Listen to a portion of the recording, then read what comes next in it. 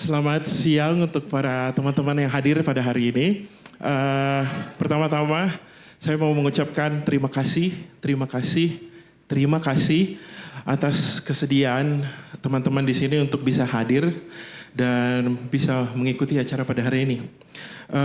Semoga saya bisa katakan ada dua kunci utama yang menjadi penentu kenapa kita bisa hadir di sini. Yang pertama adalah kata silaturahmi. Dan yang kedua adalah seriosa. Untuk yang pertama, saya rasa itu penting untuk sesuatu yang kita angkat pada hari ini. Dan juga itu adalah nilai kita bermasyarakat di Indonesia ini. Alasan kedua yaitu seriosa. Adalah menjadi titik vokal kegiatan pada hari ini. Kata ini sering muncul di lapisan pembicaraan. Terkadang pun membuat kita sulit menjawab pertanyaan, dari mana asal mula seriosa dan apa itu seriosa. Secara diskusi akademik, ada beberapa riset dari musikolog yang mengangkat topik-topik seriosa. Namun jujur saja masih banyak tantangan untuk bisa kita menjawab identifikasi seriosa ini dan asal muasalnya. Kita juga tahu seni ini adalah hasil dari pertemuan Barat dan Timur, khazanah budaya Timur yang memandang dan bertemu musik klasik Barat ketika mereka melihat German Lieder, French Melody atau French Chanson atau Italian Canzone. Tapi sangat disayangkan bila kacamata kita hanya melihat itu sebagai dampak saja. Sepertinya ada hal-hal yang bisa kita lihat lagi untuk kita telusuri, seperti cerita-cerita personal yang ternyata bernuansa sejarah dan berpengaruh sekali kepada karya-karya yang dihasilkan. Dinamika seriosa ini juga menghasilkan nama-nama penyanyi legenda yang sering kita dengar seperti Pranajaya, Pranawengrum Katamsi, Norma Sanger, Ros Pandanwangi, Katerina Lemena, Binu Sukaman, Aning Katamsi, Christopher Abimanyu, dan banyak lagi. Akan tetapi banyak nama-nama komposer, penyair yang sering terlewatkan dan tidak terkenang di kemudian hari seperti Mokhtar Embut, Binsar Sitompul, Efek Sutopo, Trisuci Kamal, dan seluruh komposer setelahnya.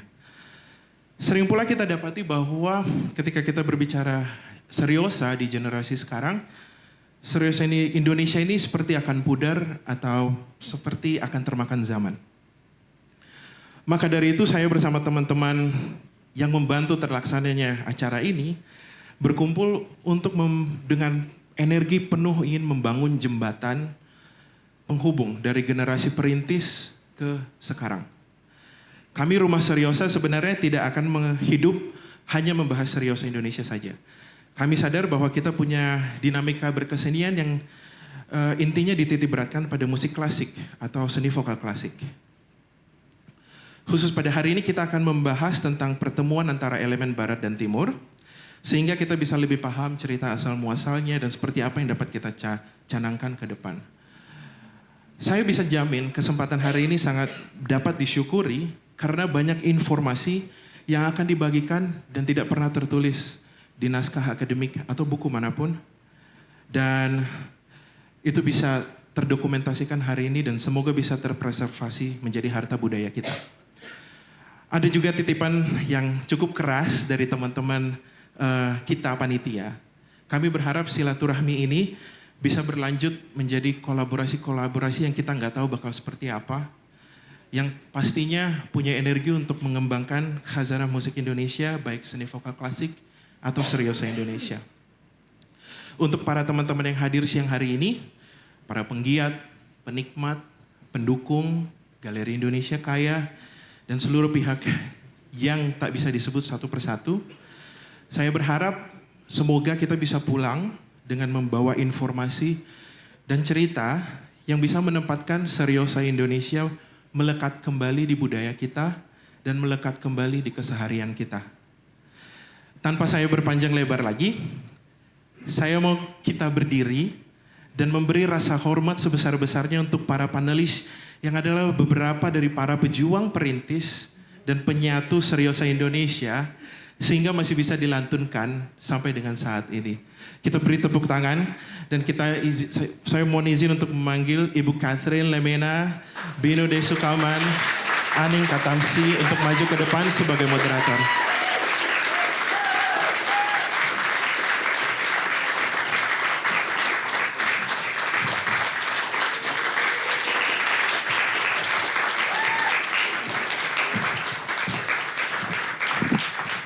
Sebelum kita memulai,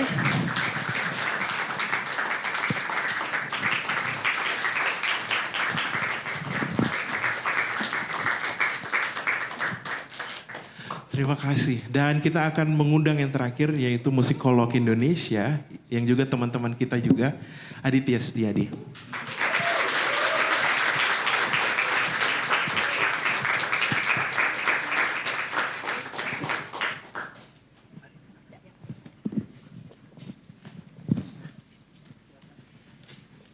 Baik, terima kasih.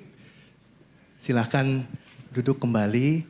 Terima kasih telah hadir kepada para rekan-rekan sekalian, para pengunjung, para penonton yang budiman. Terima kasih banyak telah hadir pada sore hari ini di Galeri Indonesia Kaya. Kita langsung saja memulai acara diskusi kali ini. Saya rasa perlu sekali lagi kita perkenalkan ya tokoh-tokoh yang berada di sebelah saya. Tapi di sini saya ingin semacam kilas balik ya. Saya itu pertama kali dulu menonton, ini pengalaman pribadi saya, itu tahun 2000 awal di mana Ibu Aning Katamsi dan Ibu Binu Sukaman itu mengadakan art song series yang dipromotori oleh Yasmina Zulkarnain ya. Waktu itu ditampilkan di Erasmus House. Pada saat itu sekitar tahun 99-2000 itu di lanskap musik vokal klasik Indonesia itu belum seperti sekarang. Ya, kalau sekarang itu banyak sekali praktisi ya penggiat yang kemudian melanjutkan studi dari luar negeri, kemudian kembali ke sini. Kalau saat itu kita berbicara mengenai soprano yang ada di dalam pikiran kita adalah Aning Katamsi dan Binu Sukaman saat itu. Ya, saya bahkan masih ingat programnya menyanyi Goethe leader ya Schubert. Terus kalau Mbak Aning dulu di Erasmus, Ravel ya Melody Gregs, ya Mendelssohn juga. Itu saking berkesannya dan waktu itu diiringi oleh pianis Iswargia Sudarno atau akrab disebut Mas Lendi, ya. Dan di era itu saya rasa masih merupakan era yang sangat dinamis, di mana termasuk Pak Afif Priyatna yang memegang BMS saat itu juga sedang mempersiapkan ke Floriles ya, tahun 99 itu ya. Jadi banyak sekali konser yang diadakan di Erasmus House pada saat itu. Goethe bahkan belum populer ya, Goethe House. Belum ya, nah. Iya, Goethe-nya masih di Salemba, belum di Menteng. Jadi saat-saat itu sangat sering sekali konser dan Ibu Aning, Ibu Binu dengan konsisten membawakan art songs dan juga kemudian banyak sekali konser-konser opera ya.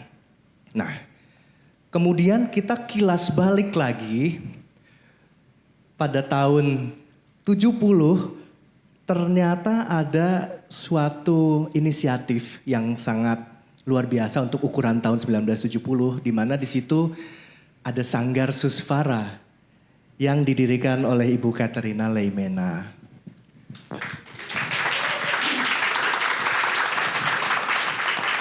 Sanggar Susvara ini sebenarnya merupakan kawah candra di muka ya kalau meminjam istilah wayang ya.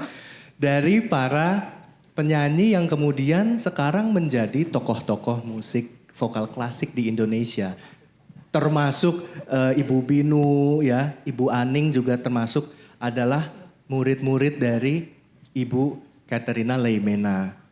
Dulu itu tahun 1970 pun membawakan opera Italia yang kalau dipikir dalam kacamata sekarang juga sangat berat ya. Seperti Norma ya, Bellini, kemudian Ponchielli, La Gioconda, ya Cavalleria Rusticana, Mascagni ya. Untuk ukuran tahun itu luar biasa dan itu diawali dari keinginan Ibu Catherine untuk sharing apa yang beliau peroleh saat studinya di Italia, yaitu di Milan. Ya, sekitar tahun 60 sampai 65 ya, Ibu ya. Nah, sebelumnya lagi ternyata di Indonesia ini vokal klasik itu sudah ramai sekali ya, dengan tadi Pak Farel bilang ada seriosa ya.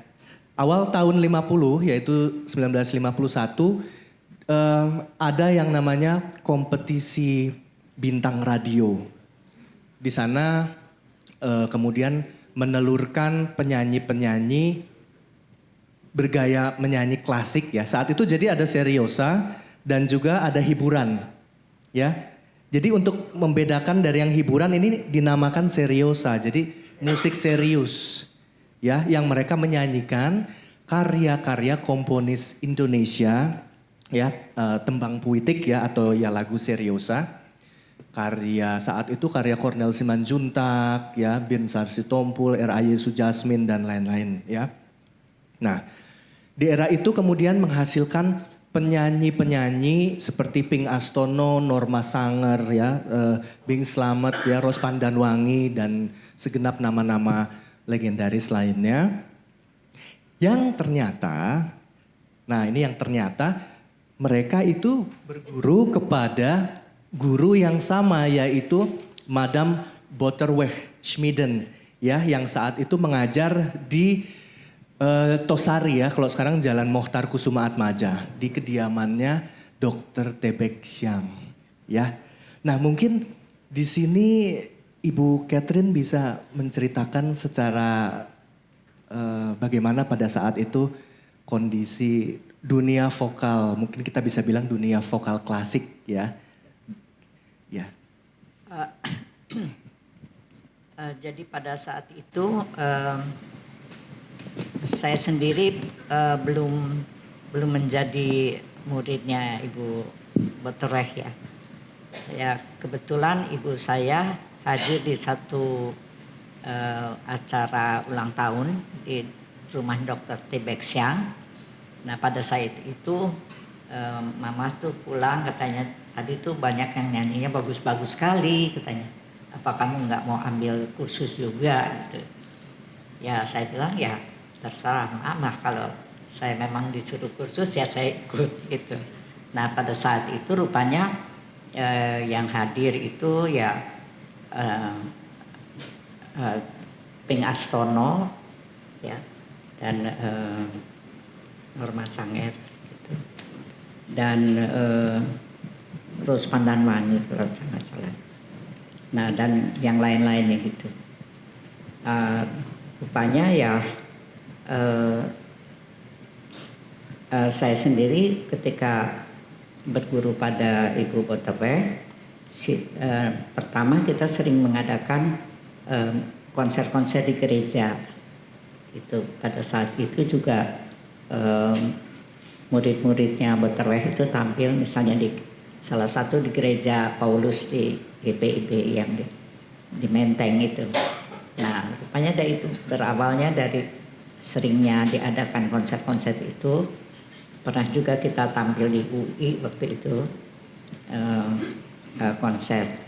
Nah pada saat itu memang mulailah ajang bintang radio yang tadi disebutkan oleh Hadid itu. Nah dari situ ya rupanya dengan ada ajang bintang radio itu ya banyak peminat untuk mengambil kursus vokal gitu, menurut saya. Jadi itu awalnya. Nah kemudian saya sendiri kebetulan bukan generasi ke-6 yang mendapat beasiswa ke Italia. Sebelumnya jadi begitu juara-juara bintang radio itu menang, mereka itu sering dipanggil Presiden Soekarno untuk tampil di istana.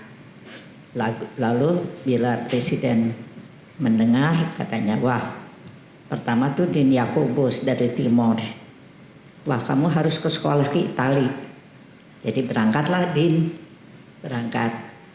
kemudian Ade Tukualu dari Manado itu juga menang, mereka juga berangkat ke Italia. Ya tapi sayangnya mereka itu rupanya gimana ya, terlalu senang mungkin ya mereka bisa ke luar negeri, dan mereka itu banyak nyanyi di sana sini, kadang-kadang sambil naik motor mereka nyanyi gitu, sehingga suaranya pada hilang. Jadi mereka akhirnya jadi pasien, ya jadi tidak berhasil untuk sekolah selanjutnya. Dan itu saya masih bertemu dengan Din Yakobus, dan itu pun dia hanya ya akhirnya bekerja di kedutaan gitu ya. Nah kemudian yang pertama kali sebetulnya saya bertemu dengan Rukmini Sukmawati, ya waktu itu bernyanyi di rumah Menteri Luar Negeri Subarjo di Cikini. Nah waktu itu Bung Karno langsung mendengar lagu, langsung suaranya tuh sangat hebat sekali, udah suara operatik gitu ya. Lalu Bung Karno bilang, kamu harus berangkat ke Italia. Berangkatlah Rukmini ke Italia. Nah sesudah berangkat ke Italia, tahun berapa itu ya, saya lupa tahunnya. Kemudian waktu saya berangkat, saya nyanyi di kedutaan, ada Bung Karno, kemudian saya dititipkan oleh Bung Karno ke Rukmini. Rukmini, kamu carikan guru tuh buat Catherine, karena nyanyinya nggak kurang bagus. Kebetulan saya dapat guru yang tidak terlalu bagus ya. Jadi guru yang di Roma itu Surlo Ancelotti, dia tuh mungkin bukan guru sebab dia itu mungkin artis ya dulunya, jadi diangkat jadi guru. Nah terlalu ya saya tidak bisa menangkap mungkin tekniknya dia ya, bukan saya bilang dia mungkin guru yang tidak bagus ya. Ya kemudian Rukmini bilang ya sudah kamu berangkat aja ke Milano. Di situ jadi saya dengan Honorary Consul Pito yang di Genoa, saya diantar ke Milano. Dan waktu saya diantar ke Milano itu malah saya dipertemukan dengan Direktur La Scala, Maestro Ghedini. Saya sendiri waktu itu tahu itu siapa Ghedini. Bukan Ghedini. Giringhelli. Ghedini itu guru sekolah dengan Giringhelli. Tapi beliau itu ramah sekali, langsung, oh Indonesia tuh indah dan lain-lain gitu. Kemudian saya dititipkan pada Maestro Tonini, dan Tonini mempersiapkan saya untuk masuk konservatorium Giuseppe Verdi. Itulah riwayat saya pertama jadi masuk di konservatorium Verdi. Gitu. Luar biasa ya.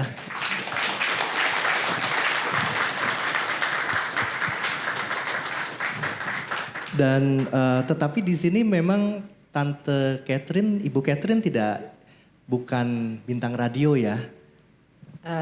Saya bukan. Iya, bukan bintang radio, tapi saya bintang, sorry.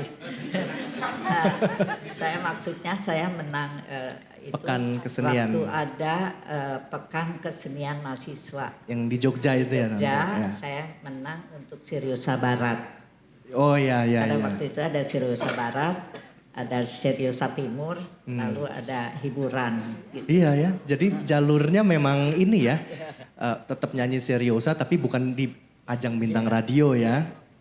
Itu menarik sekali, dan ternyata menarik sekali ya waktu itu Bung Karno memberikan banyak kesempatan bagi putra-putri dari daerah yang tidak hanya dari Jawa ya, tapi Din Yakobus kan dari Timor ya. Timor. Dan ada Norma Sanger kan dari Manado. Ada Tikualu dari Manado ya, ya benar. Nah kemudian setelah generasi itu, kemudian kalau untuk bintang radio adalah generasinya Ibu Pranawengrum Katamsi ya, yang adalah ibunda dari Ibu Aning, yang kita kenal sebagai tokoh seriosa Indonesia ya, ibunya Bu Aning. Itu tahun berapa ya Mbak Aning ya? Ibu itu pertama kali ikut Bintang Radio tahun 60 atau 62 ya. Antara 60 atau 62. Nah dari situ ikut terus sampai 7 kali. Menang terus tidak ada saingannya. Iya. Jadi sempat waktu itu kan pertama kali masih mewakili Jogja. Kemudian ibu ikut bapak dinas ke Cilacap. Sempat vakum tuh, Cilacap adalah tempat saya lahir. Jadi saya membuat ibu saya vakum. Ya, jadi kemudian tahun 74 baru ke Jakarta. Kemudian ikut Bintang Radio mewakili Jakarta. Waktu itu sudah BRTV, udah ada TV-nya. Gitu. Sementara kalau Mbak Aning sendiri adalah juga juara Bintang Radio kan ya Mbak Aning ya? Iya. Iya, mengikuti jejak ibunda. Iya. Dan di sini menariknya kalau Ibu Binu sempat bahkan menyanyi ini ya di Black Fantasy ya. Itu di suatu band tahun 80-an marak, lagunya bagus-bagus, saya suka sih. Itu kisahnya bagaimana Ibu Binu dari Ya, tiba-tiba saya pop ke... menyanyi itu dari kecil, jadi saya adalah mendapat pendidikan masuk di Bina Vokalia itu umur 7 tahun ya. Pranajaya ya? Di Pranajaya, di bawah almarhum Pranajaya sampai 7 tahun saya. Tentu di choir nyanyi, solo juga. Tapi tentu ada, kalau solo dia sebagai seorang penyanyi seriosa juga tentu ya, Pak Prana. Jadi selama itu ya anak kecil nyanyinya apa ya, di choir nyanyi lagu daerah, nyanyi lagu anak-anak. Lalu ikut, tentu saya tidak ikut BRTV tapi saya ikut Children Pop Singer. Karena memang anak-anak lagunya lagu-lagu anak-anak ya, lagu-lagu pop gitu. Lalu tentu sebagai remaja ya SMP, SMA tentu ada. Di samping tentu saya sudah menjadi, sesudah dari Pranajaya saya masuk dalam YPM ya, masuk. Lalu menjadi murid dari Ibu Sari Indrawati atau yang kita tahu Selitan. Selitan. Nah Ibu Selitan itu pergi ke Amerika, lalu saya menjadi murid dari Ibu Katerina. Jadi di samping saya belajar klasik, tapi saya juga punya sebagai anak muda tentu ya, punya energi yang ingin saya salurkan sebagai ya eksplorasi dengan teman-teman punya band. Sampai rekaman juga, tapi itu sampai SMA dan Ibu Katrin juga tahu ya. Almarhum Ibu Irawati juga tanya, Ibu Binu kamu mau gimana? Nyanyi, ya namanya nyanyi, tante namanya masih muda pengen nyanyi juga ya di band. Tentu saya punya namanya Black Fantasy, tapi di samping itu saya tetap berguru pada Ibu Katarina ya dalam kaidah klasik tentu.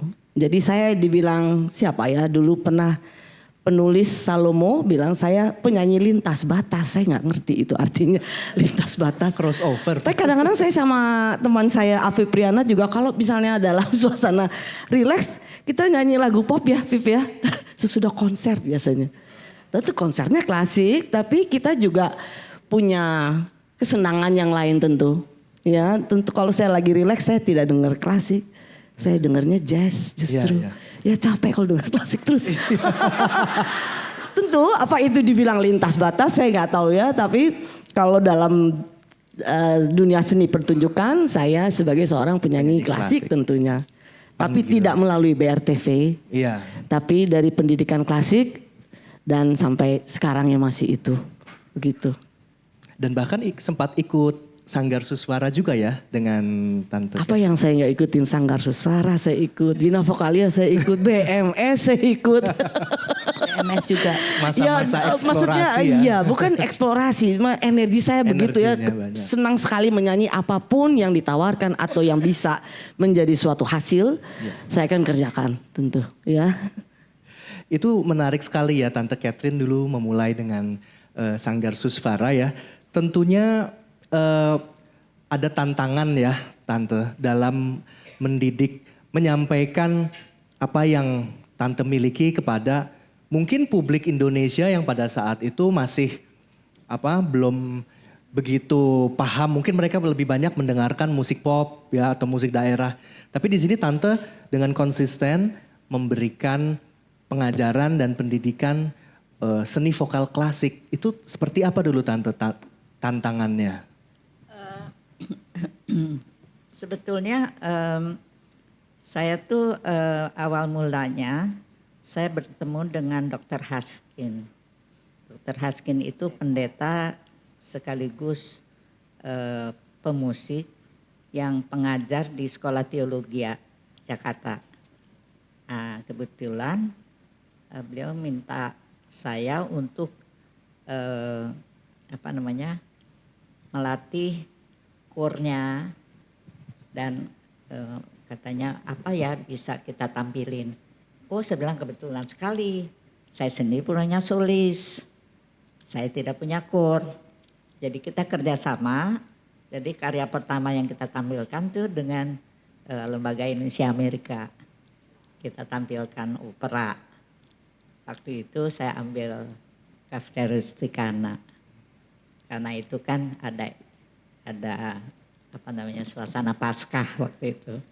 Nah itu kita tampilkan waktu itu di Taman Ismail Marzuki. Di teater kecil sekarang. Gitu. Dan yang menyanyinya itu murid-murid dari Tante ya? Yang nyanyinya waktu itu ya kebetulan saya punya soprano waktu itu, Faurita Kumpulan Pane. Dia itu sebetulnya mahasiswa ITB jurusan farmasi dan suaranya lumayan bagus lah ya secara soprano itu. Dan dia menjadi sopran saya selama saya pentaskan opera-opera itu. Gitu. Nah, itu menarik ya pada saat itu. Susah nggak sih Tante? Apakah Tante mengajarkan dari nol atau kebetulan misalnya gini, misalnya baca not dulu, kemudian solfeggio dan lain-lain untuk saat itu ya Tante? Ya pada waktu itu ya lebih banyak sih mereka pada umumnya bisa baca not ya yang masuk. Kursus di saya itu nggak ada yang nggak bisa baca not. Oh rata-rata sudah ya? Karena itu syaratnya untuk masuk. Syaratnya, ada syarat berarti. Iya, baca not gitu. Jadi memang udah bisa baca not dan pada waktu itu juga mereka banyak ya ada kaset ya. Jadi kadang by hearing juga dengerin kaset-kaset waktu itu udah banyak kaset sih. Ya. Kalau untuk itu dulu di era 80-an ya, di mana salah satu yang ikut Sanggar Suswara itu juga ada Pak Ninok Leksono ya sempat. Pak Ninok. Pak Ninok itu sebetulnya anggota PSM ITB. Ya. Dan waktu itu ada Yanto Sudaryanto yang tenor. Iya. Ya itu juga mungkin Pak Ninok yang juga pada saat itu yang menjadi mungkin favoritnya Pak Ninok itu tenor. Favoritnya Pak Sudaryanto ya. Itu kan era 80, nah terus kemudian era 90-an Ibu Binu sama Ibu Aning sudah mulai mengajar vokal. Kita waktu itu ngajar vokalnya sebetulnya Tahun ini 90, awalnya tuh 90-an karena ya. kita sebetulnya menggantikan Ibu Ibu Katrin Katrin yang waktu itu sedang sakit. Jadi kita sebetulnya waktu itu terjun bebas tanpa ada persiapan. Ya kami masih jadi murid ya. Saya Binu udah sudah lulus. selesai, Binu ya. sudah lulus, Kebetulan saya masih jadi murid tingkat Murid akhir. Ibu Katrin itu ada Rina Jamalus, ada Oti Jamalus, Ada ya? ada Akis yang saya bilang. Oh iya. Nah itu karena muridnya Ibu Katrin dan Ibu Katrin sedang sakit, jadi yang menggantikan saya gitu. Jadi saya ujung-ujungnya berdua. jadi guru mereka ya sedikit sebentar mungkin ya. Iya kita berdua jadi gurunya Ibu Rin Jamalus juga. Iya ada tuh. Bu Oti, Pak Joseph Kristanto dan itu selalu tertulis gitu. Gurunya Joseph ada Aning gitu Padahal saling mengajar. Kami cuma mengisi sebentar. Sebetulnya saya kalau dengan Binu itu saya kenal papahnya. Karena saya sering digonceng waktu itu sama papahnya Binu. Karena saya itu anggota atletik Jakarta dan papahnya Binu kan pelari maraton dan saya waktu itu ya sering atletik Jadi kalau pulang digonceng. Iya.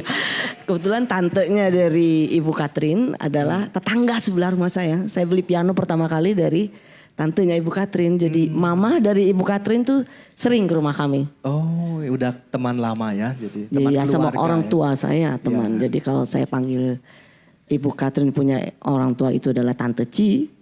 Sementara Ibu Katrin panggil bapak saya Om. Jadi saya bingung juga nih. Maksudnya sebegitu ya, dekat tapi bilang tidak dekat. Tapi ya itu gak tahu juga apa karena alam ya. Frekuensinya ketemunya. Satu frekuensi saling bertemu ya. Iya. Jadi kalau menurut Mbak Binu ya, terus Ibu Catherine dan Mbak Aning sendiri ya, jika dibandingkan kan tentu Anda sekalian sudah mengajar vokal lama ya. Perkembangannya seperti apa gitu jika dilihat dari pertama mengajar hingga sekarang? Murid-muridnya. Bino dulu deh. Kalau lihat murid-murid ya, saya sekarang lihat banyak sekali ya anak-anak muda yang sudah lulus dengan pendidikan S1, S2 dari luar negeri. Yang merupakan kesempatan pada saat saya atau Aning menjadi murid. Itu kesempatannya agak sulit sekali, mungkin sama seangkatan dengan Afif ya. Untuk mencari beasiswa Afif susah sekali ya. Harus berjuang keras dan kebetulan ya karena kebetulan saya masih menjadi murid Ibu Katrin lalu menjadi pengajar. Tidak banyak ya sebenarnya seangkatan saya itu hanya ada Linda Sitinjak, ada Abimanyu. Tapi sesudah lihat sekarang ini di angkatan di atas 2000 itu sangat maju dan sangat banyak dan sangat bahagia saya. Karena memang jalur seriosa, musik vokal seriosa yang kita tahu dari zaman Ibu Ros Pandanwangi, lalu Ibu Katrin, lalu Ibu dari Ibu yang Aning atau Ibu Pranawengrum, Pak Pranajaya itu tidak banyak ya. Gitu dan dulu saya ingat sekali saya sangat terpesona dengan Ibu Pranawengrum ya. Saya umur 8 tahun beliau menyanyi Laudate Dominum, saya langsung luar biasa ya. Kamu pengen jadi penyanyi kayak saya, kata Ibu Pranawengrum. Tentu kepingin ya. Jadi dari situ sampai sekarang itu perkembangannya sangat pesat dan saya sangat bahagia dan terima kasih untuk generasi penerus yang muda-muda untuk terus berjuang ya.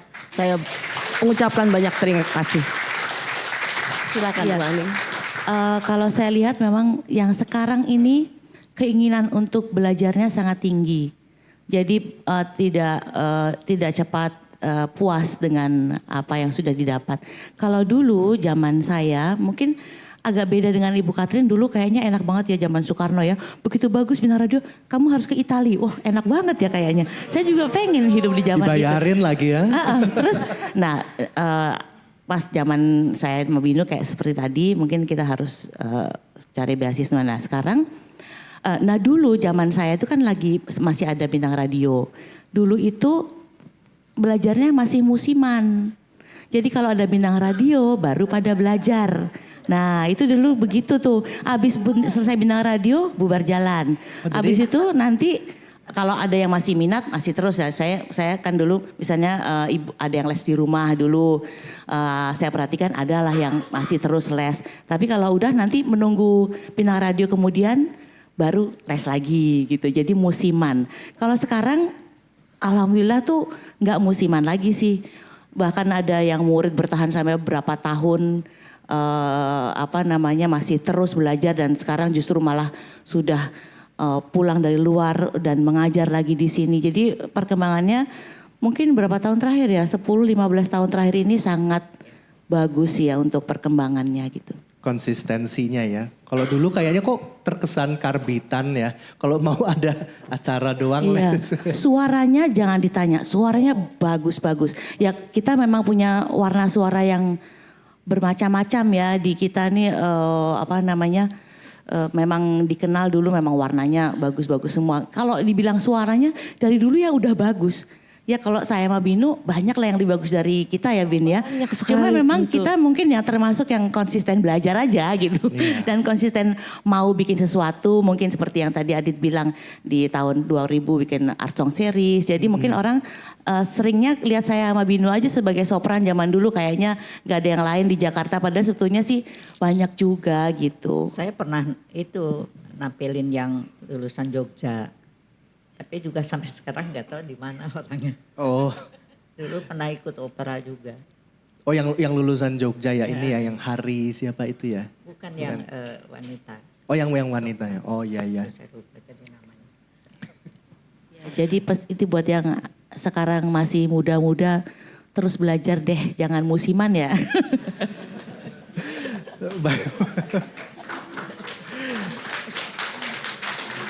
Itu kalau ini ngomongin membahas Jogja ya, saya jadi teringat Ibu Pranawengrum karena orang Jogja kan beliau ya. Iya betul. Nah, dulu kalau diajar oleh Ibu, bagaimana Mbak Aning? Saya diajar ibu. Waduh. Pokoknya kalau diajar ibu sendiri itu pasti nangis-nangis. Ya, ibu saya dulu kan dari Jogja dulu belajarnya dengan Pak Simanung Khalid dulu. Diawali dengan ikut paduan suara POV dan sama dengan Ibu Katrin dulu wakilnya UGM dulu di Pekan Seni Mahasiswa untuk Seriosa. Dari situ Sorry, ikut POV itu pusat olah Pusat Olah Vokal. Itu kayak sanggar ya di Jogja. Ya, Oh ya. sanggar yang dibuat oleh Pak Simanung Khalid gitu. Ya. Dulu penggeraknya. Kemudian di Jogja dulu juga ada Pak Damodoro dan ada Pak Suwandi yang bapaknya keluarga Suwandi itulah. Kemudian di Jakarta sempat belajar dengan Pak Pranajaya, dengan Bu Anet Frambah. Nah, saya dulu pertama kali belajar waktu kecil tentunya. Waktu kecil tuh ibu ngumpulin anak-anak tetangga dulu di rumah, ngumpulin di garasi rumah kita. Jadinya saya dulu belajar nyanyi tapi nggak merasa belajar nyanyi karena ada teman-teman saya pokoknya diajarin ibu nyanyi lagi di garasi gitu. Terus ibu bikin pentas-pentas juga, pentas-pentas kompleks. Kalau ada Natal terus bikin lomba gitu. Nah terus udah habis itu saya agak terlalu banyak kegiatan lain. Jadi ada pramuka lah, nari dan segala macam. Baru kemudian tahun 85 TVRI ini mulai ada lagi mau membuat Seriosa Remaja. Dulu kan Seriosa tuh hanya yang dewasa. Kemudian 85 tuh mulai mau membuat Seriosa Remaja. Ibu tanya, kamu mau nggak ikut Seriosa Remaja? Mau gitu kan. Ya pokoknya dilatih asal ibu latih mau gitu. Terus sudah dilatih ikut lomba pertama kali. Oh bukan lomba dulu pertama kali mengisi acara TV dulu. Dulu Irama Seriosa namanya. Jadi Seriosa Remaja. Terus kemudian ikut lomba. 85 itu saya masih ingat malamnya mau lomba. Siangnya masih nangis dong. Soalnya katanya ibu suaranya tuh masih kresek-kresek katanya gitu. Serak-serak basah. Jawa banget kan. Suaranya tuh belum bersih, suaranya masih kresek-kresek. Wah gitu kan. Malamnya terus. Nah setelah itu ibu mungkin melihat saya tuh ada keinginan, ada potensi dan keinginan untuk belajar. Kata ibu mungkin ibu merasa kayaknya kalau sama ibu kok berantem melulu gitu ya. Jadi ya udah kamu masuk YPM aja sama Ibu Katrin. Jadilah saya muridnya Ibu Katrin. Seneng dong. Iya. Gak belajar sama ibu soalnya. Tapi selama belajar dengan Ibu Katrin, apakah ibu juga tetap memberikan les lah gitu di rumah atau full diserahkan kepada Ibu Katrin? Jadi sudah diserahkan Ibu Katrin aja. Ibu dan Bapak hanya pengkritik utama di rumah. Oh, menilai saja ya berarti. Ya, itu lebih Pak, lebih kan pengkritik utama itu lebih. Sampai di panggung pun dulu saya ingat itu urusan nyanyi itu Ibu, urusan penampilan Bapak. Bapak saya kan orang teater ya. Jadi yang cariin baju saya itu kainnya Bapak tapi yang jahit Ibu. Jadi semua baju saya itu dulu dijahit oleh Ibu. Sangat-sangat suportif ya, luar ya. biasa. Punya orang tua seperti itu, apakah kalian kepingin ya pasti ya? Sangat suportif nih. Ya dan saya rasa pada akhirnya kan Ibu Binu ya, kemudian maksudnya handing down ya dari generation dari Ibu Catherine, kemudian Ibu Binu, Ibu Aning, itu sampai kemudian bisa membentuk suatu, kalau saya melihatnya ya, angkatannya Ibu Binu, Ibu Aning itu sangat kompak ya. Maksudnya sangat kompak dan semuanya memang sekarang benar-benar sudah menjadi tokoh ya, seperti Kak Afif contohnya, Ibu Pak Iswargia Renardi ya, kemudian ya Ibu Binu sendiri, Bu Aning. Itu rahasianya sebenarnya apa sih kok bisa terus lengket dan saling bekerja sama, itu Rahasianya satu, kami semua cinta musik, ya nggak Bib? Itu ya. Hanya itu sebenarnya rahasianya. Karena buat kami penampil ataupun mungkin konduktor utama ya, itu yang penting adalah musik. Kita bilang kita performer atau konduktor, tapi di ujung hari apa yang kita lakukan adalah hanya musik. Apakah itu musik klasik atau musik pop atau musik jazz. Tapi musik yang kita junjung tinggi itu yang menjadi berkat utama kalau menurut saya. Saya nggak tahu apa Aning sama. Iya, kayaknya dulu kita nggak mikir yang lain ya, kecuali bikin musik aja gitu. Jadi kalaupun ya kumpul sih pasti hahaha juga ya.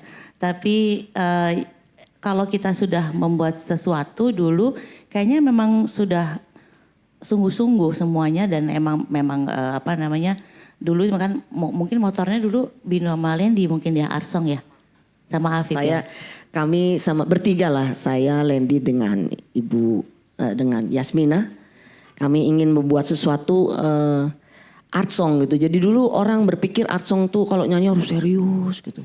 Padahal tuh banyak poin yang bisa juga yang sekarang kita lihat sudah lebih maju gitu, sudah bisa dinikmati.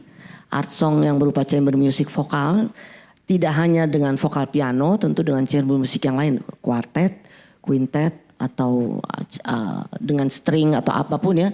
Jadi kami bikin program dalam waktu ada ya 5 sampai 7 tahun ya, kami bikin art song series, lupa juga saya. Iya, itu kan selain art song series itu ada chamber music series. Ya itu yang dibikin instrumentalis. oleh Yasmina dengan tapi itu bisa banyak kerjasama dengan vokal juga. Jadi dalam chamber music. Art song series itu Yasmina juga kan?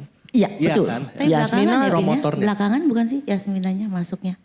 Apa dari awal ya? Enggak dari awal karena sebenarnya saya sama Lendi tentu pemusik ya. Tidak mengurusi bagian administrasi atau Ya, sewa gedung dan segalanya itu. membantulah, Ya, ya. kami bukan program lalu tentu Yasmina yang motornya semuanya. Nah itu tuh maksud saya, bisa dengan mudah itu, ayo yuk bantu ayo gitu. Semuanya tuh ingin sama-sama menciptakan musik. Betul. Itu resep rahasianya sebenarnya. Kan bisa saja saya misalnya saya ajak, yuk kita bantuin saya dong gitu, jadi panitia nih mau bikin acara. Ya kan kalau tidak ada suatu perasaan itu kan belum tentu juga dia akan mau gitu Iya, kan. mungkin persahabatan itu ya. Jadi ada Persahabatan. trust antara saya. Ada trust ya. mungkin dengan Lendi, mungkin dengan Afif ya. Waktu itu yang masih penuh menyala-nyala energinya. Apa yang kita bisa bikin buat generasi kita pada saat itu? Apa bikin choir atau mau bikin apa? Sekolah musik atau bikin kalau kita tunggu pekerjaan dari orang lain tentu ya hidupnya ya maksudnya agak stagnan karena kita kan nggak tahu apakah itu terus. Tapi kalau kita yang bikin sendiri sebuah project seri, project konser seri gitu, ya memang utama adalah finansial ya. Jadi saya kadang-kadang berpikir program, tapi ujungnya adalah tentu trust antara saya, Lendi, mungkin Afif dengan Aning, mungkin dengan Tante Katrin awalnya dengan apakah begitu banyak orang bisa masuk di sanggarnya Ibu Katrin, sanggar Susuara gitu. Jadi memang kelekatan kita itu karena kita saling percaya dan musik itu sendiri menurut saya. Berarti musik itu number one ya. Iya dulu sih sepertinya nggak berpikir yang lain ya. Kayaknya menurut saya dulu kan bukan yang mengatur program dulu yang Lendi dan Binu dan jadi saya begitu terima, Aning nanti kamu dapat program ini, wah saya belum pernah nyanyi semua nih. Gitu, terus itu malah kayaknya tuh menjadi tantangan buat saya gitu, terus jadi kayak wah asik banget nih semuanya baru-baru semua. Walaupun ya pastinya ya nggak tahu ya dulu bentuknya kita nyanyinya seperti apa ya. Kalau apa namanya bagus apa enggak nggak tahu juga. Tapi pokoknya ya kita merasa sudah mencoba untuk mempelajari apa yang diprogramkan gitu. Iya, dan saya juga ingat di era itu Ibu Catherine bersama itu yang bel canto itu yang di Dharma Wangsa ya. Oh ya, Ya, itu Siapa namanya? Dorothy Pun. Dorothy Pun, ya, Dorothy Dorothy Pun. Pun, bener. Dorothy Tahun Pun. ini. Iya, kebetulan Ivon? murid vokal Ivon saya, ya? tapi Ya. kepengen berbuat sesuatu dan beliau memang sangat baik untuk mengorganisir Siapa? seperti Yasmina ya, Ibu Dorothy Pun Oh, itu. itu. Oh. Ya dulu belajar les vokal dengan saya, lalu belajar les vokal mungkin dengan Afif ya. Jadi beliau itu memang seperti itu, penggerak motor yang pengen berbuat sesuatu banyak dan kita butuh orang yang seperti itu. Karena kalau pemusik mengatur diri sendiri, kita buru-buru ya. Kayaknya belajar musiknya, nyanyinya sendiri juga makan waktu banyak gitu. Jadi mesti ada orang lain justru yang mengorganisir seperti itu ya. Mungkin di Tante punya sanggar sama atau ya kita sih sebetulnya sanggar saya sih biasanya kita latih-latih tapi selalu kita juga pada saat itu kan memang nggak ada gedung. Jadi Nggak ada gedung ya Tante? Goethe Institute itu satu-satunya tempat kita pentas. Kemudian dulu tuh ya nggak banyak tempat untuk pentas kan. Jadi itu yang kita yang ditantangnya justru. Tapi menurut saya kita dari tadi bicarakan sebagai penyanyi solis ya. Tapi menurut saya memang kita dibantu oleh perkembangan musik paduan suara. Ya karena saya- banyak yang membentuk paduan suara juga ya. Ya, karena waktu itu ya paduan suara belum sehebat sekarang ya. Dan saya waktu itu masih ingat Afif aja mau ke luar negeri nanya saya. Kira-kira saya gimana ya Bu kalau saya belajar di luar negeri. Masih ingat saya lagi di Belanda Afif telepon. Bu saya kok jadi kontratenor. Saya ingat banget itu. Ya waktu itu ya. Ya jadi sebetulnya yang membantu banyak sekali juga akhirnya banyak yang keluar negeri, banyak yang dapat kesempatan untuk belajar lebih banyak. Dan saya gembira sekali itu.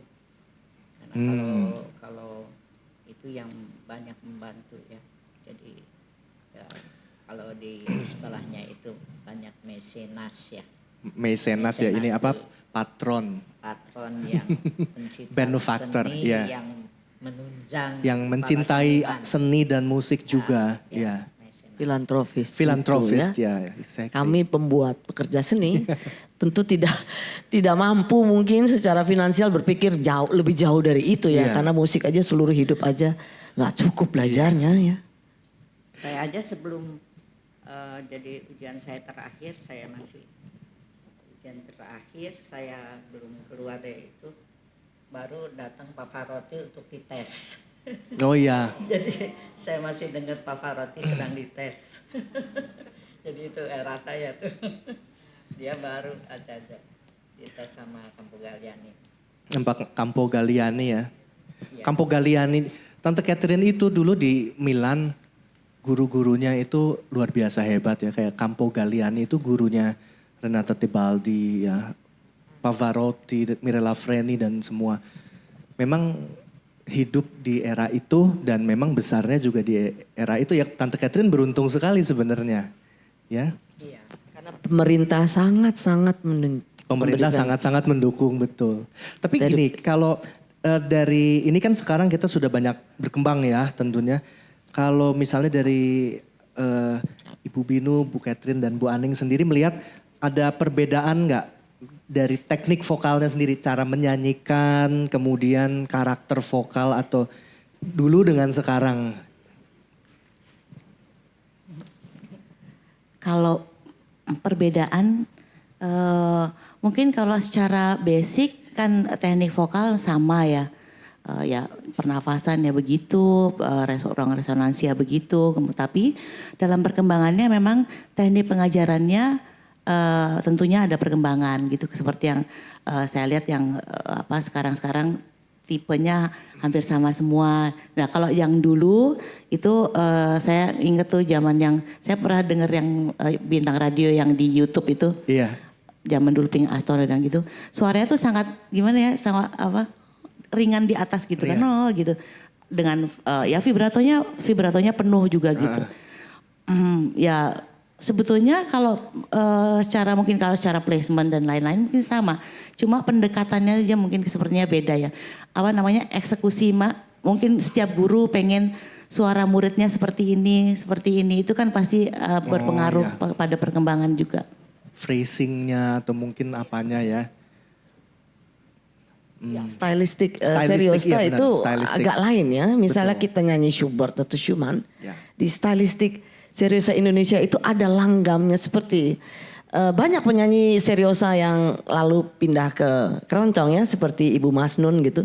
Itu sebenarnya teknik nyanyinya adalah seriosa. Pada saat dia nyanyi keroncong, voice placementnya atau resonansinya itu tetap resonansi yang kita belajar di klasik gitu. Oke. Jadi pada zaman tahun 50 60 itu semua rata-rata penyanyi pop pun ya seperti Titiek Puspa ya. Suaranya seperti Gayanya ini juga. Iya, benar. gayanya itu Stylistiknya ya, voice placement benar. atau resonansinya sangat klasik gitu. Ya, Jadi saya dengar ini kayak film Lewat Jam Malam ya, itu kan tahun 53 ya, 50 awal. Ya itu ada Norma bagian Sanger ya? Iya. Kenapa? Norma Sanger bukannya itu lewat jamalannya. Iya kayaknya Norma Sanger Iya, ya. itu klasik Yang main sekali tuh nyanyi. Alkaf ya. Itu ada satu adegan di mana mereka ada pesta ya, nyanyi Potong Bebek Angsa yang itu gaya menyanyinya itu sangat seriosa. Untuk gaya musik ala Polones ya, kayak yang dansa Polones gitu ya. Jadi memang cara menyanyi klasik seriosa ya atau pendekatan vokal klasik barat itu memang dari dulu tuh seperti natural ya dulu ya. Kayak kalau sekarang sepertinya itu jalur khusus gitu. Kalau yang lain kan orang-orang mungkin yang pop, yang lain-lain gitu ya. Ya karena popnya juga berkembang kan. Iya, Pop benar. yang dulu hiburan kedengarannya sama dengan sekarang kan udah macem-macem popnya. Iya. Betul. Oh iya, ini untuk para hadirin sekalian, ini kami menyediakan ada QR code. Jadi kalau mau melayangkan saran atau mau melayangkan pertanyaan, silahkan. Tetapi mungkin kami tampung dan dari situ kita akan memilah untuk seri kedua nanti ya, diskusi Temu Sapa seri kedua.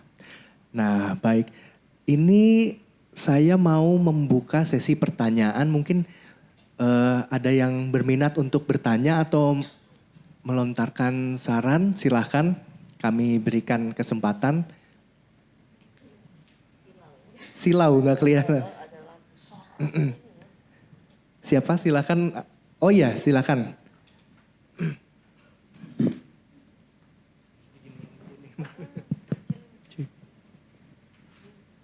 Ya, selamat sore semuanya. Selamat sore. Saya hormati Ibu Tante Katrina, Kak Aning, Kak Bindu.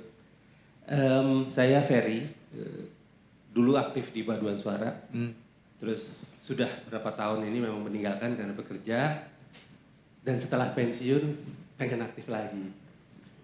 Nah, lucu ya, ya gitu lah. Nah, mungkin saya agak menambahkan atau menyokong dari statement Aning tadi, yaitu mengenai peran Jogja ya, peran Jogja di salah satu era itu ikut juga mengangkat seni vokal dan seni paduan suara. Mungkin yang menarik apakah ada kota-kota lain juga gitu? Apakah kita sudah memetakan ya, mungkin di Manado mungkin gitu ya. Di tahun-tahun itu pengembangan itu terjadi yang mungkin dulu di area masing-masing tapi bertambahnya komunikasi menjadi menyatu, apakah dia berkumpul di Jakarta, apakah komunikasi mungkin dulu melalui, katakanlah dulu kan sempat ada festival ITB, Kang Afif juga aktif dulu pernah di sana juga gitu kan. Itu juga kan menyatukan kita semua tuh, momentum yang menyatukan teman-teman aktivis dari berbagai daerah. Saya kira itu juga satu bagian dari perjalanan sejarah kita di dalam menyanyi. Sehingga mungkin baiknya lah kalau itu juga bisa termasuk di dalam diskusi kita, mungkin juga sama-sama mencari masing-masing daerah itu pernah mengembangkan apa ya gitu. Tokohnya siapa aja ya. Saya kira itu aja mungkin kontribusi untuk terima kasih. Oh iya, terima kasih. Ini berarti masukannya memang dari daerah ini memang kita mungkin warisan Orde Baru ya, jadi Jakarta sentris. Dulu saya pernah tahu ini Adit, di Medan ada apa ya nanti pokoknya komunitas Tionghoa gitu. Mereka ada paduan suara. Saya kok lupa namanya karena pernah bertemu dengan orangnya. Katanya mereka tuh dikumpulkan waktu itu waktu Gestapo, kok Gestapo namanya? Pekan olahraga itu loh, pekan olahraga. PON. Bukan yang Ganevo kok Gestapo sih? Kok Gestapo tiba-tiba? Ganevo ya Allah, Aning. Sama-sama G kok. Karena ayahnya Mbak Aning menjadi Pak Harto. Makanya kayaknya ada yang salah dengan saya ngomong, iya Ganevo. Nah itu tuh kayaknya dari paduan suara mereka juga ke Jakarta. Nah itu mungkin kita bisa trace lagi tuh Adit ya. Mungkin Ya. ini menjadi tugas dari Rumah Seriosa menurut Tugas saya. dari Rumah Seriosa Betul. nih kawan-kawan Jadi kalian sekalian. mungkin yang kita bilang tadi ada Jogja, ada Jakarta, mungkin Bandung ya masih tercover karena Ya. ada jejak rekamnya. Tapi mungkin yang di Medan, di Surabaya, di Manado, betul Bapak bilang. Itu bisa dicari jejak rekamnya dan Betul. tentu pasti ada. Karena tidak mungkin tidak. Tadi ada Ibu Ade Tikolaulu dari Manado ya. Sebetulnya waktu itu saya masih ingat Muhammad Jamin. Muhammad Jamin itu ingin semua sekolah-sekolah musik yang ada di Indonesia itu.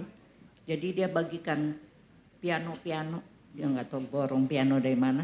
Pokoknya semua sekolah-sekolah itu diisi piano. Itu masih. Nah waktu saya konser dengan Ibu Ira di Jogja, hanya ada satu piano yang selamat. Karena mereka tidak mengerti piano itu apa. Jadi kadang-kadang matikan rokok di atas touch piano. Nah, Dan itu Steinway ya Tante ya? Tapi waktu itu orang kena tidak menghargai sama sekali. Tapi itu waktu itu Muhammad Jamin itu yang ingin sekali supaya semua sekolah-sekolah musik itu IKIP semua yang itu dibagiin semua piano. Saya masih ketemu satu piano itu yang ya udah ditotalin rokok gitu di Jogja satu. Di UNJ yang Bandung juga pernah yang pada IKJ yang saya tahu juga. Waktu ada piano itu hanya dipakai buat foto tapi dalamnya ada panci-panci gitu. Ya, itu saya ngalamin juga. Ya sama. Jadi kita tuh sebetulnya kurang menghargai itu aja. Waktu itu tidak mengerti artinya dari sebuah alat musik yang mahal itu. Iya, M. Yamin ya yang di Jogja ya. Yang saya pernah lihat memang di IKJ dulu ya. Zaman Ibu Catherine masih ngajar di IKJ. Bekas puntung rokok tuh di tuts piano ya. Padahal tutsnya waktu itu masih gading ya. Tuts yang... Iya, si gading. Ya cuman kebetulan ya zaman Ali Sadikin ya. Itu sangat ya mulai mendirikan Institut Kesenian Jakarta itu. Ya, itu juga sangat menjadi tokoh yang menunjang musik ya. Iya. Ali Sadikin ya dan tim ya. Ya. Dan Ibu Catherine juga salah satu yang merintis tim ya. Pada Ibu Ira Ya. terus yang Ibu Tuti Herati dan Ya, lain-lain sampai ya. mendirikan teater-teater. Teater-teaternya. Baik, mungkin ada satu lagi ya, karena ini waktu yang terbatas, jadi hanya mungkin saya berikan satu lagi kepada, oh ya silahkan. Ya.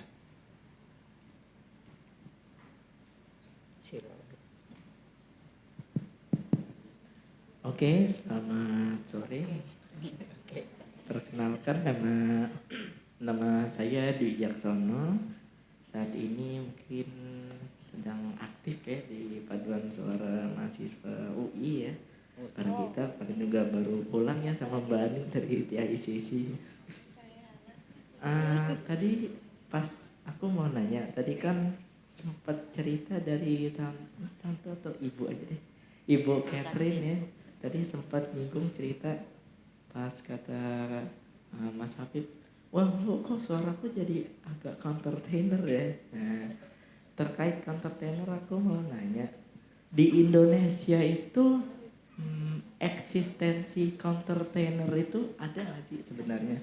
Atau rata-rata mereka yang countertenor itu kadang switch ke tenor atau ke makat alto atau bariton gitu. Karena emang kalau kita lihat kan kalau dari zaman-zaman Bu Catherine kan katanya pas zaman Pavarotti, Sutherland atau Marilyn Horne itu masih itu kan emang countertenor di dunia opera barat mungkin kan agak kurang keluar. Nah baru keluar itu akhir-akhir ini gitu. Nah kalau di Indonesia itu eksistensinya sebenarnya ada nggak sih atau sebenarnya rata-rata countertenor itu switch ke tenor atau ke bariton atau gimana? Terima kasih. Baik, terima Karena kasih. kamu Langsung sendiri dijawab. countertenor kah? Wannabe dia. Pertanyaannya untuk countertenor spesial ya, countertenor. Kamu sendiri countertenor? Bisa dibilang. Oke. Yes.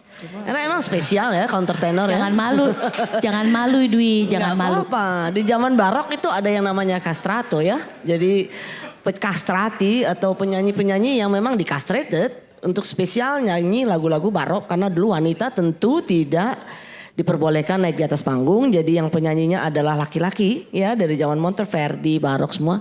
Penyanyinya itu laki-laki yang memang di-castrated apa ya dikebiri. Kebiri. Supaya pita suaranya tidak berubah dari boy sopran sampai dewasa. Suara itu seperti suara wanita tentu. Ya wanita mezzo atau alto. Yang sangat terkenal pada zaman itu namanya Farinelli ya. Jadi banyak karya-karya yang diciptakan untuk kastrati ini. Ya yang dibilang countertenor.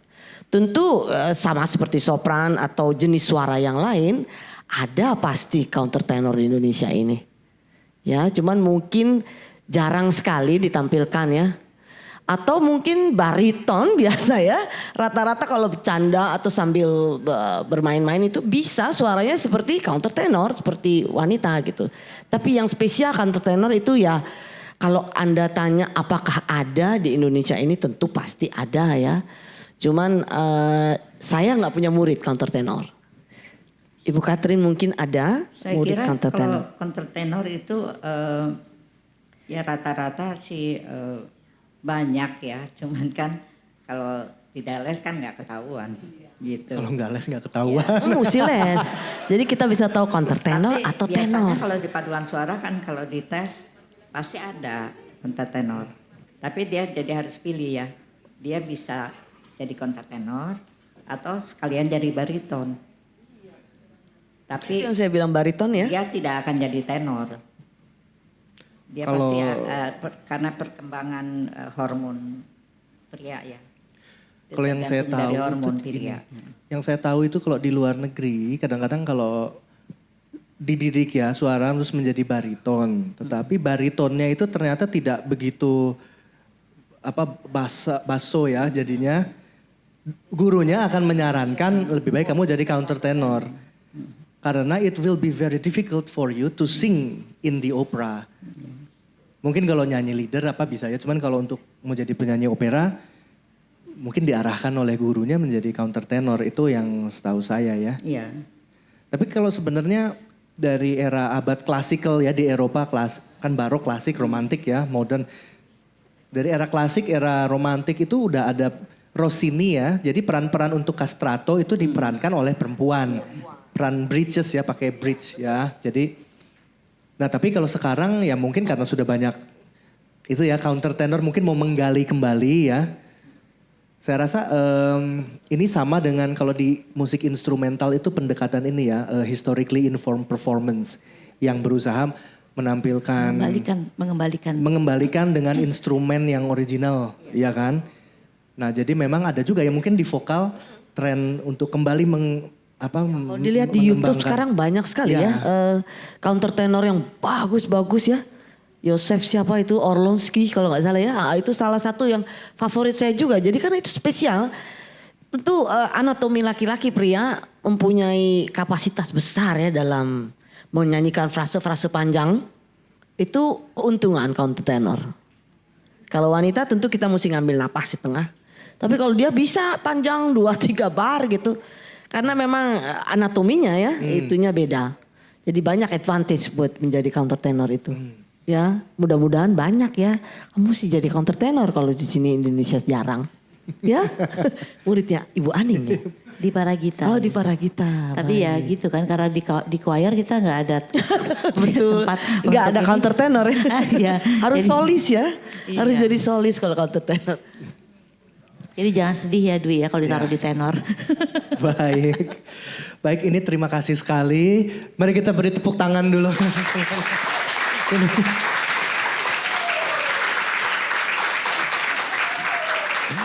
Ya, jadi Dia mau nyanyi nih. jadi ini memang saya mungkin mau langsung menyimpulkan ya dari sesi diskusi kali ini ya memang waktu apa boleh buat ya waktu terbatas. Pertama bahwa sebagai musisi yang nomor satu itu adalah musik, and then we should be humble ya. Jadi kita ini berusaha menampilkan musik sesuai dengan apa yang kalau classical music ya, sesuai dengan apa yang diminta oleh komposernya, sesuai dengan apa yang ada di skornya. So kita bukan siapa-siapa kalau tidak ada musik. Iya, kalau tidak ada musik ya. Terus yang kedua itu perlu ada trust ya. Terjadinya suatu kolaborasi itu apabila diawali oleh rasa saling percaya bahwa kita semua ingin menciptakan musik, ingin bermusik, saling percaya, tidak ada motif lain, jadilah musik itu ya. Jadi disitulah rahasia ya, rahasia bagaimana semangat dari Tante Catherine. Tante Catherine tentu kolaborasi dengan banyak sekali, kemudian murid-muridnya Ibu Aning dan Ibu Binu. Kami meneruskan semangat beliau. Iya. Ya, Baik.